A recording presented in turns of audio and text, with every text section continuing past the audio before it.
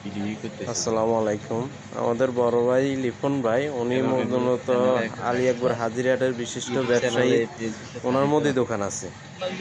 উনি মুদি দোকান থাকার সত্ত্বেও উনি যেহেতু মুদি দোকান আছে উনি সর্ষের তেল বিক্রি করে ওইখানে, কিন্তু আমাদের এটা পিওর পাওয়াতে উনি আমার থেকে 5 লিটার সর্ষের তেল নেয়।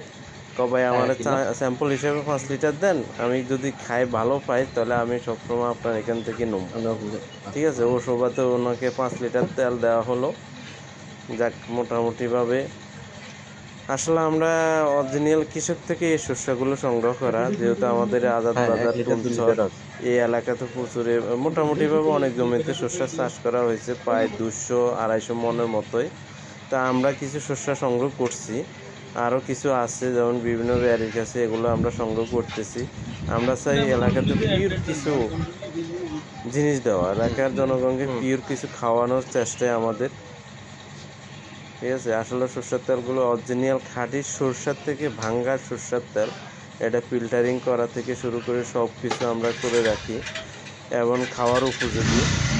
ঠিক আছে, তো সব মিলাই যে যারা যারা নিতে ইচ্ছুক আসুন, আমাদের আজাদ বাজার সার্বক্ষণিক আপনাদের সেবায় আমরা নিয়োজিত। যে কোনো সময় আসলেই আমাদের এখান থেকে তেল সংগ্রহ করতে পারবেন। আর যদি রামগতি এবং অন্যান্য এলাকার কেউ যদি